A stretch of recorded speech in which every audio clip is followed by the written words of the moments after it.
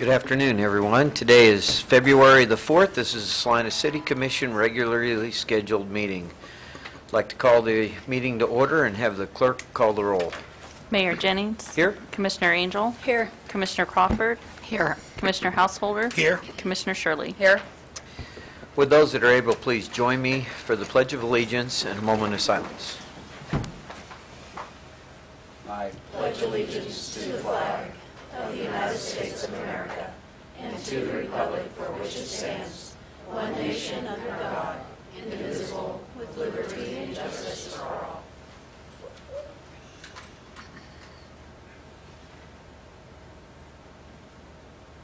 Thank you.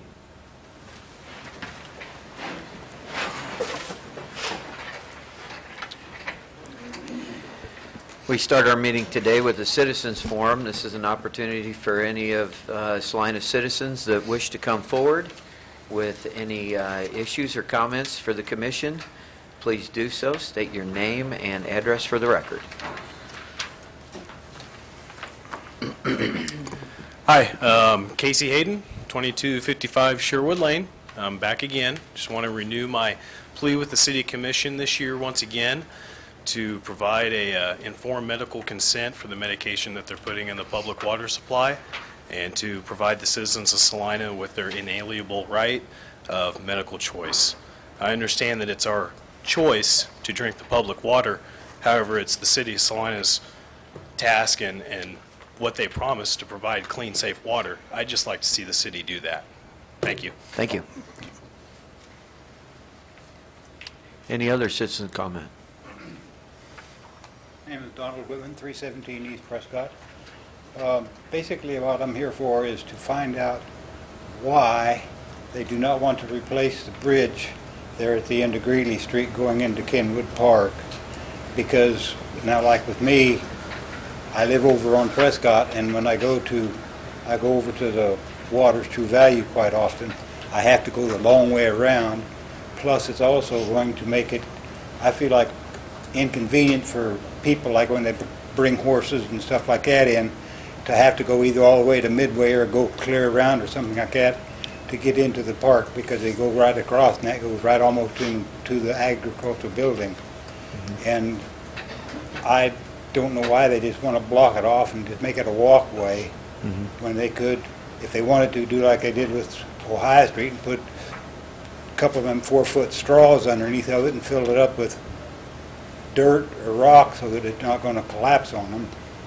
And I was just curious as to why they weren't going to repair it. Mm-hmm. Sure.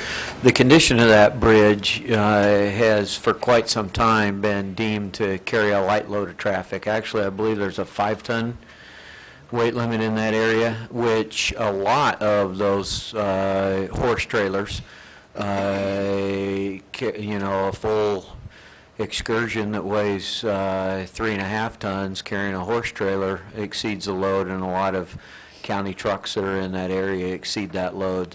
So we've been aware of the condition of that bridge for a while, and when the river project was brought before the commission quite a few years ago, that delayed that project, waiting to see what the citizens wanted to do, because that would completely change the design of that bridge in that area. So the City Commission had a study session not too long ago in which we considered replacing the bridge with a motor and a pedestrian style bridge, or just removing it altogether and having no traffic, or having a bridge that allowed for pedestrian traffic. And at that point in time, with the Midway entrance and the entrance right at the YMCA to the park in that area, we opted to make it a pedestrian only, which was a substantial difference in the overall cost of the bridge.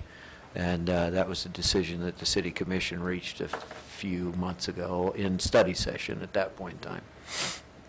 Is there any other? Well, I think there's no question at that point you decided from the data that there may not be a need from a traffic volume perspective to have that bridge there.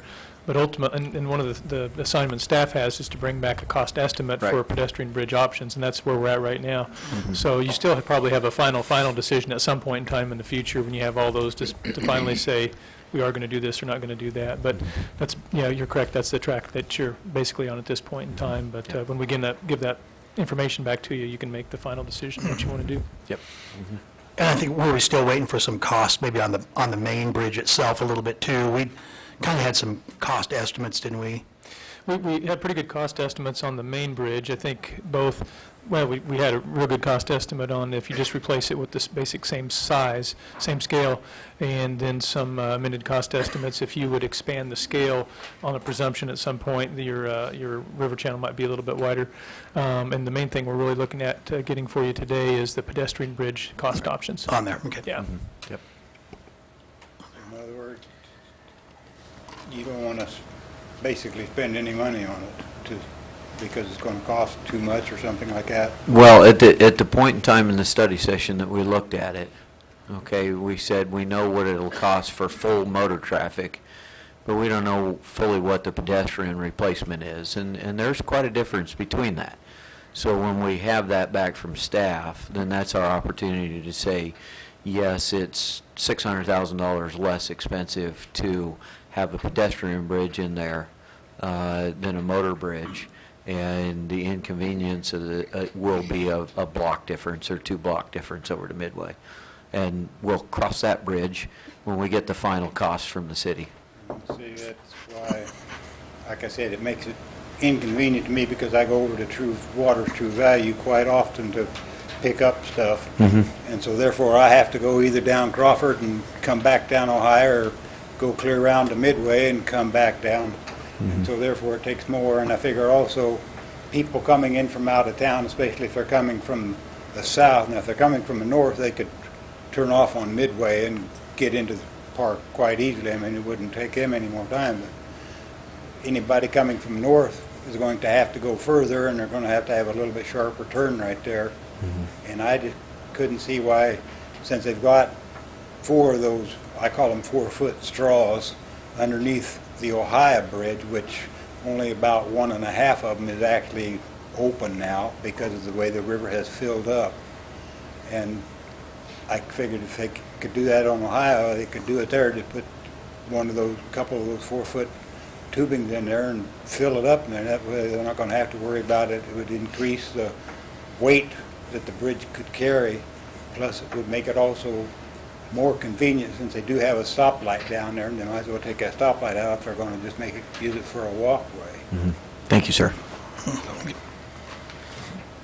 you have any other citizen comments?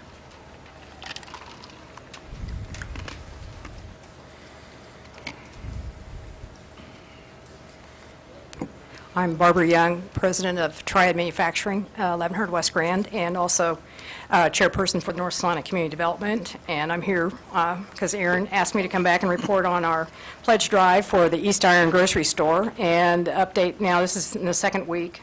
We have almost 1,400 signatures on our drive.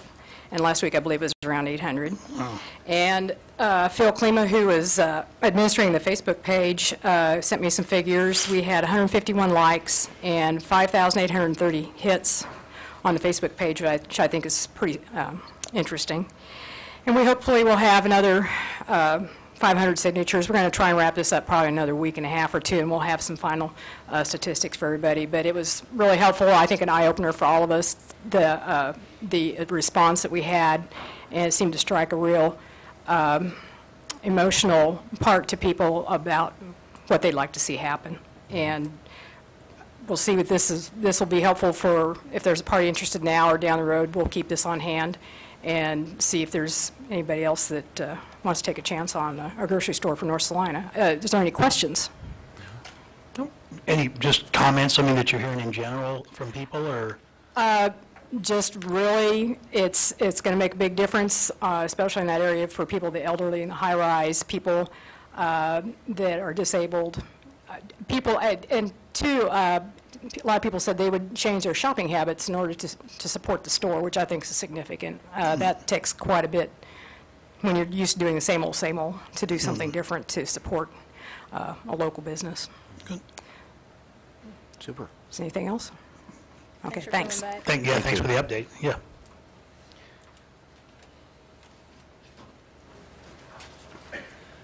Good afternoon. My name's Ernest Vinson. I'm from 2633 East Key Avenue, South End.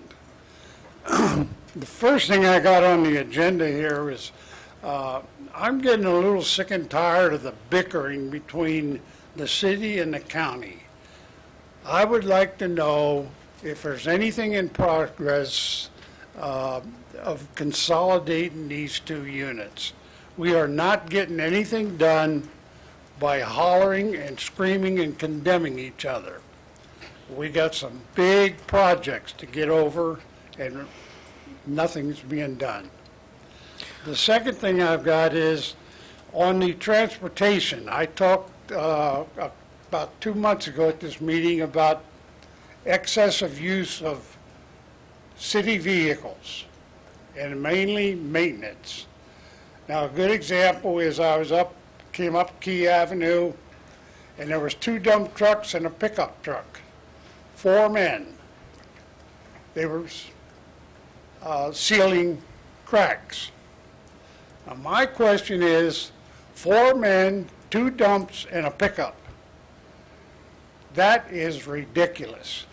If we're going to haul people around in pickup trucks, and all they got is a weed eater, a trimmer, or a mower, why can't we spend some money and buy some 4-wheelers like the Muley? I own a 4-wheeler, and I know you're not going to spend as much gas in that as you are a pickup carrying 1 guy in with a weed eater. It's something I would like to see them look into.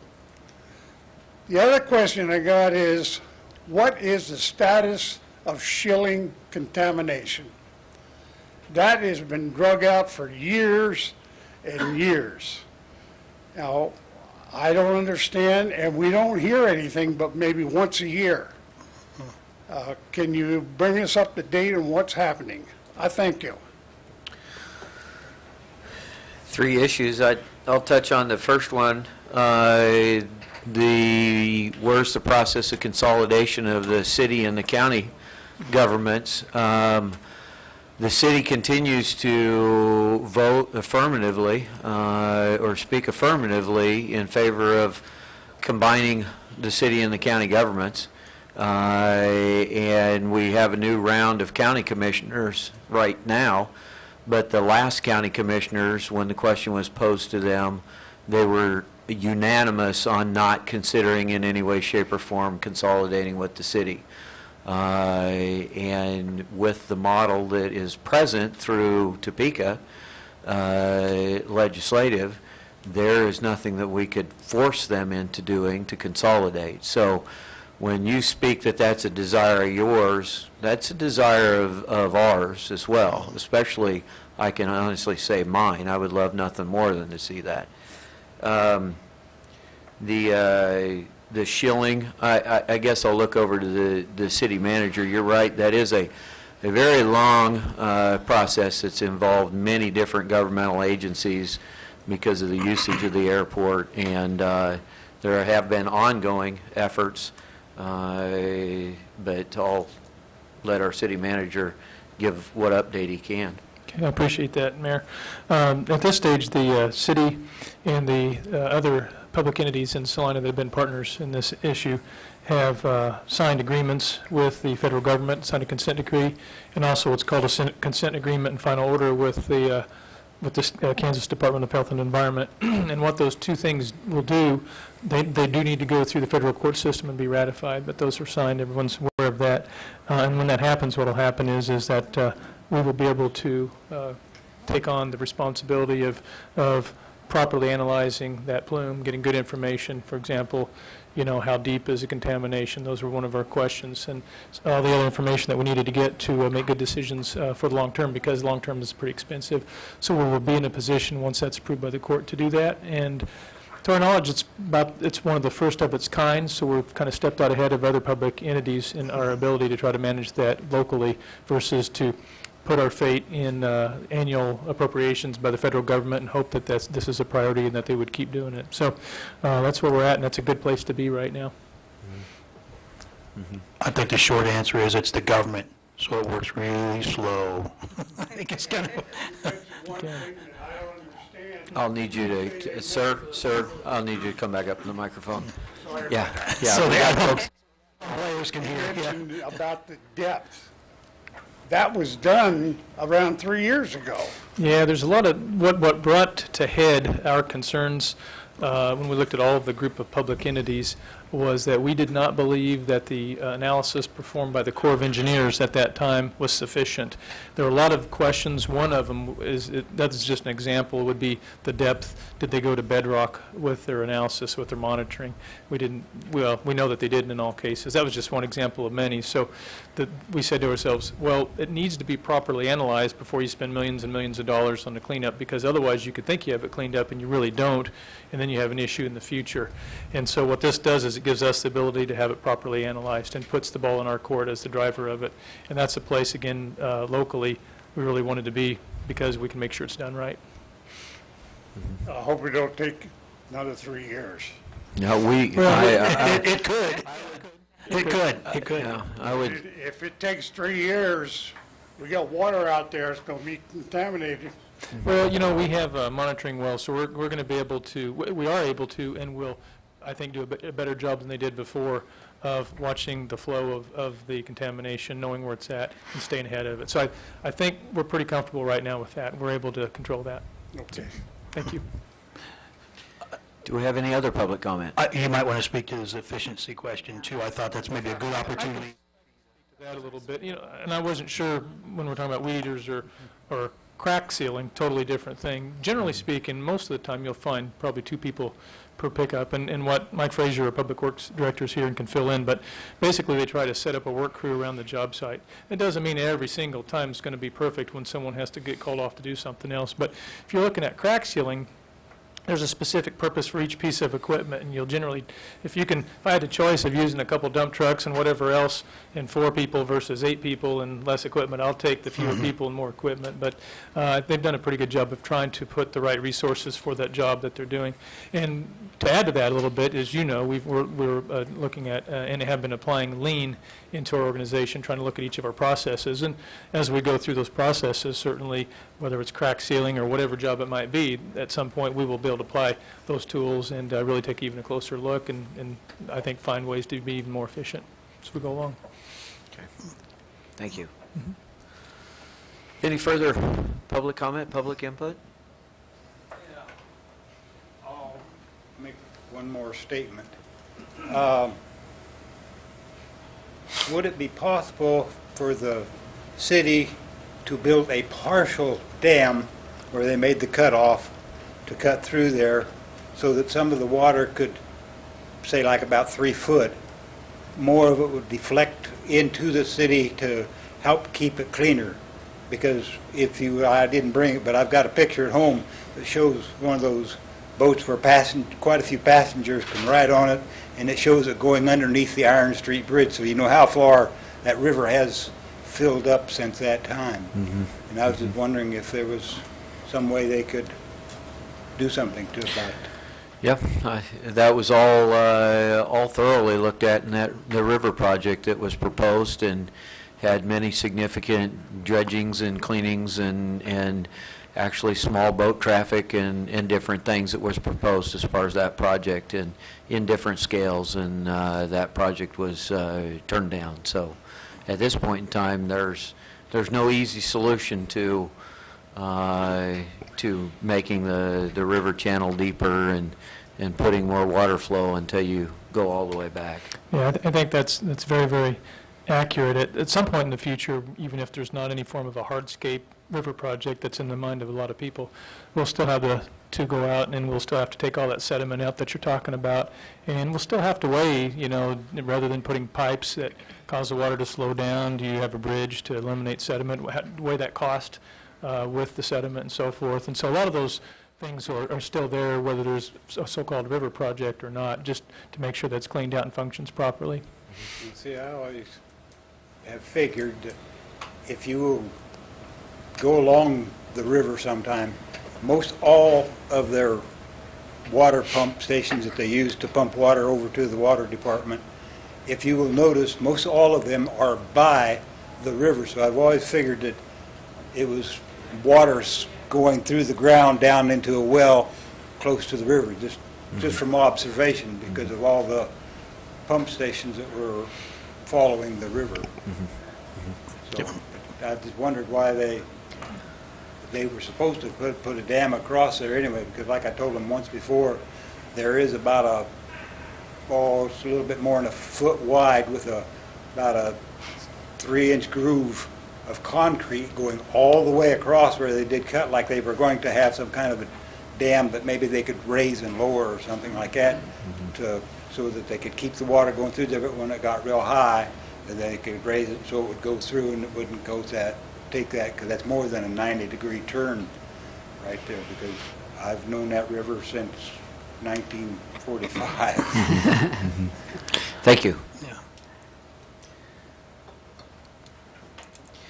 We move on to awards and proclamations. The month of February 2013 as National Ambucks Month in the City of Salina. Amanda Groh, New Network Chapter of Ambucks President, will read the proclamation. Ms. Grote, come on up, please.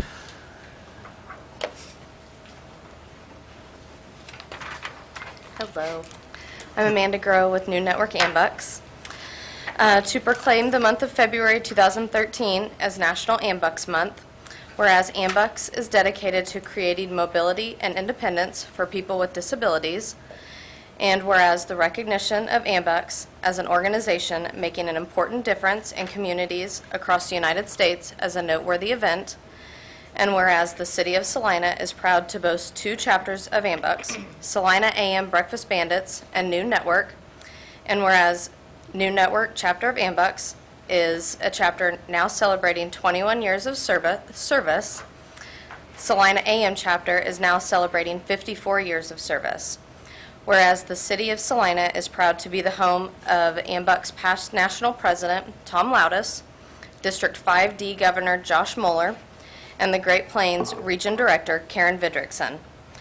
And whereas each of the chapters have various community projects in which they participate as funding and building fully accessible playgrounds in public parks and schools, financial assistance to children and adults with disabilities, building ramps to individuals' homes, providing therapeutic Amtrak's for children, and funding scholarships for students in physical therapy, occupational therapy, and speech and language pathology degree programs. Now, therefore, be it resolved that the Board of Commissioners of the City of Salina, Kansas, hereby proclaim the month of February 2013 as National Ambucks Month in the City of Salina, and urge all citizens to become more aware of the altruistic service and the wholesome upbuilding of communities they rendered. Adopted this 4th day of February 2013 by the Board of Commissioners of the City of Salina, Kansas. Excellent. What all do you have going on that you'd like to let us know about? We're currently fundraising for our, with our Bid Appetit auction, our annual auction that we raise most of our money to give away. We also are wearing buttons that I don't have on that say, "Ask me about Ambucks." If I had one, I would be wearing it. Yeah. What's the date on the Bid Appetit? It's March 3rd, March 3rd. the first Sunday in March. Okay. And how does one go about being a part of that? If you would like to buy tickets, you can contact someone from New Network Ambucks, or we have them for sale at Chiropractic Wellness Center and Showcase Diamond Jewelers. Excellent. Thank you. Thank you. I have a signed copy of that proclamation if you'd like to come forward. Thank you. Thank you.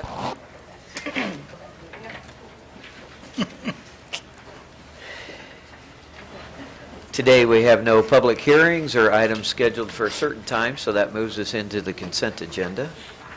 Item 6.1, approve the minutes of January 28, 2013.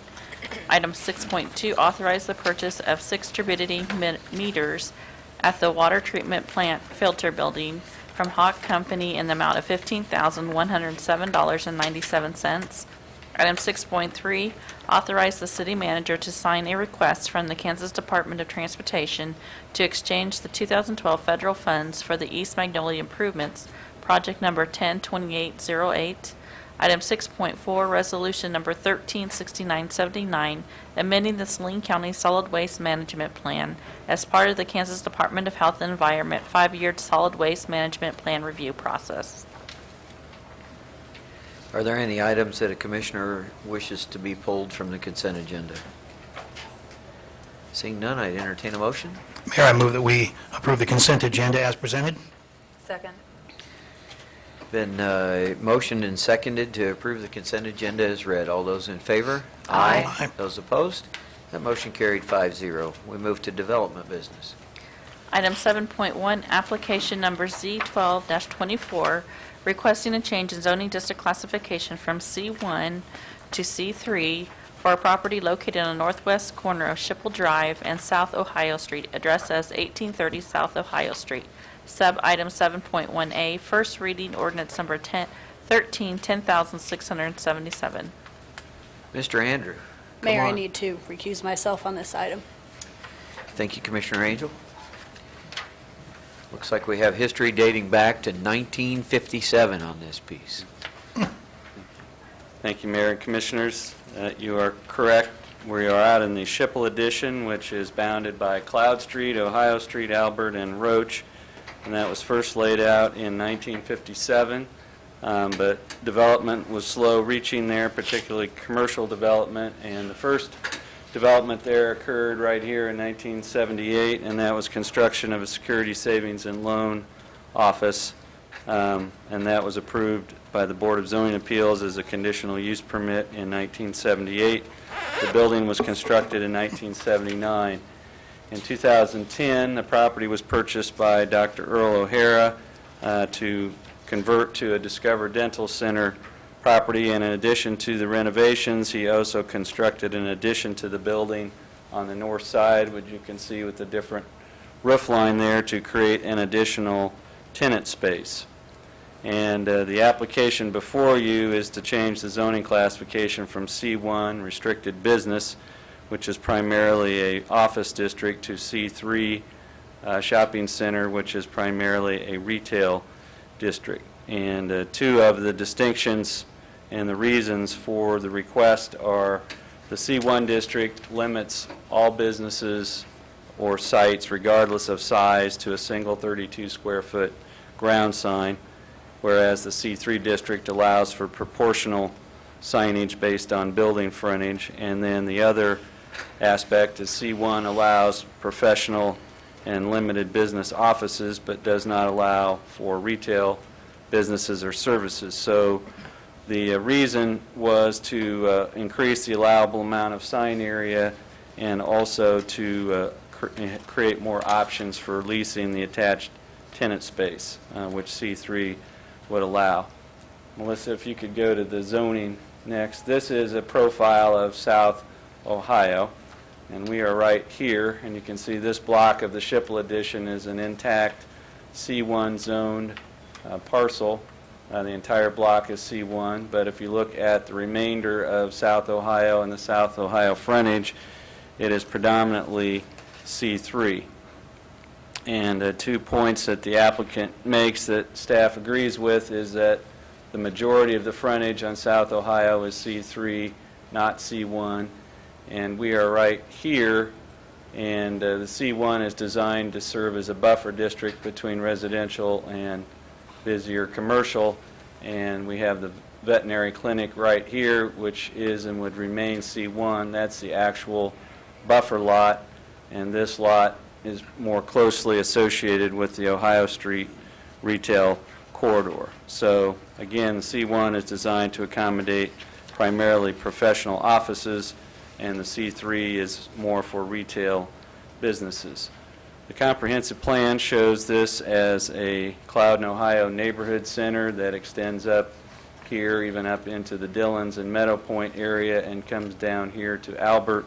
And if you look at it from that standpoint, again, the predominant zoning in the neighborhood center is C3, and the predominant zoning is C3 on the Ohio frontage. So, Planning Commission considered this application at a public hearing on January 15th. Most of their discussion focused on signage and allowable sign area, and their recommendation was, rather than to have a straight zoning change to C3, to approve a planned C3 zoning for the property with limitations on signage, and we've summarized those in your report there, to allow up to one pole or ground sign only, that the maximum height be 15 feet, and that the total sign area on the property be limited to 200 square feet, which is less than what the standard C3 formula would allow. And their reasoning was that the property has frontage on Ohio, which is a busy arterial street, and this property is larger in area than the other C1 zone lots in this block. It has about 3 times the frontage. It has multiple tenant spaces, and it's not adjacent directly to residential properties. They also viewed the C3 as compatible with zoning and land use in the vicinity, and they felt it was comprehensive, or conforming with the comprehensive plan, because if you look at this neighborhood center as a total area, C3 is by far the predominant zoning. So the attached ordinance that is before you today is based on the Planning Commission's recommendation. If you agree with that, then the attached ordinance should be approved on first reading. If you disagree or differ with that, you can return this item to the Planning Commission with any disagreement that you have with 3 affirmative votes, or you could deny the request altogether if you had 4 votes in support of that action. Jeff Mays is here representing Dr. O'Hara and could answer any questions you have specifically about the property, but I'll stand for any questions first. Any questions of staff? No. Thank you, Mr. Andrew. Any questions of Mr. May? Mr. Mays, come on up. We know you well, but state your name and your address. Just for the home players. Jeff Mays, Compo Realty, 157 South 7th. As usual, the staff did an excellent job in the report summarizing, so I guess I would just ask if there's anything specific that I could answer relative to the request. No?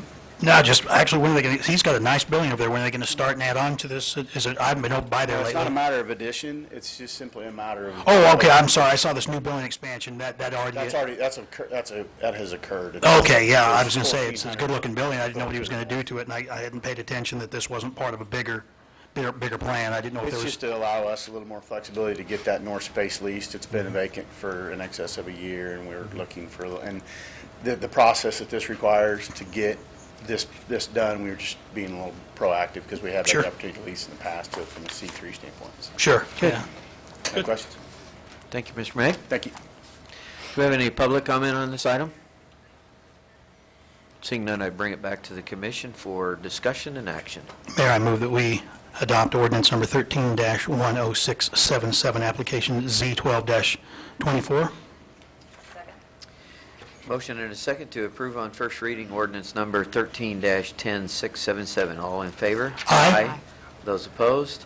That motion carried 4-0. We will pause a moment for Commissioner Angel to return. She just got comfortable. The seats are more comfortable out there.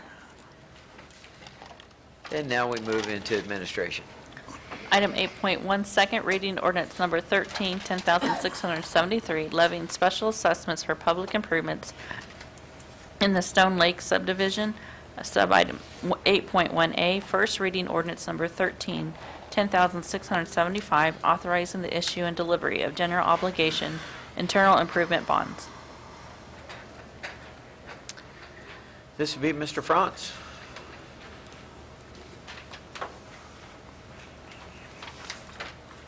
Mayor and Commissioners, thank you. You first considered the ordinance 13-10673 last week, levying the special assessments. We have received no comments since that time, so we would recommend that you approve that on second reading today. Ordinance number 13-10675 is the first step of issuing the bonds to pay for that project. Amount of bonds to be issued, $1,360,000. Bid opening on those is scheduled for February 11th, that's next week, and those bids will be presented at that time in conjunction with the second reading of this ordinance and the resolution actually issuing the bonds. Total project cost on this project was $1,425,503.97. The bonds are, as I said, $1,360,000. The bulk of that will be recovered through special assessments. There is a small city-at-large portion of approximately $60,000, I believe, for an oversize on a water line. And then there is a cost recovery component also of $64,983, which will be recovered from utility funds. I think at this point, I'd say the recommendation is to pass both of these ordinances, and I would stand for questions. Any questions of staff? Thank you, Mr. Franz.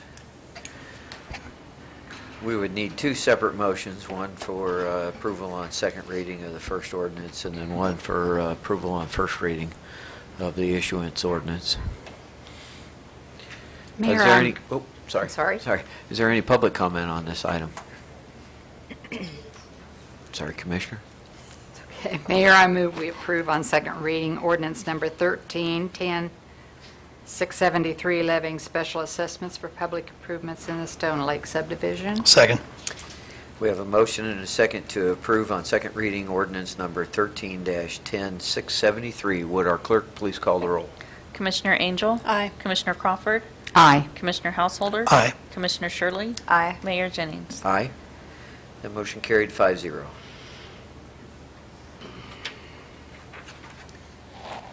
I move we pass item number 13-10675, authorizing the issuance and delivery of $1,360,000 general obligation internal improvement bonds. Second. Motion and a second to approve on first reading ordinance number 13-10-675. All those in favor? Aye. Those opposed? That motion carried 5-0.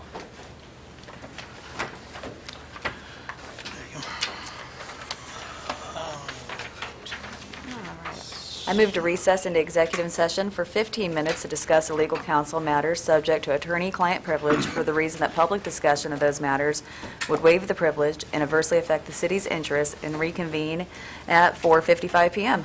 Second. Motion and a second to move into executive session. All those in favor? Aye. Those opposed? That motion carried 5-0. We will take a short break in between, and do we expect to return with any action? We do not. Thank you. We are in executive session.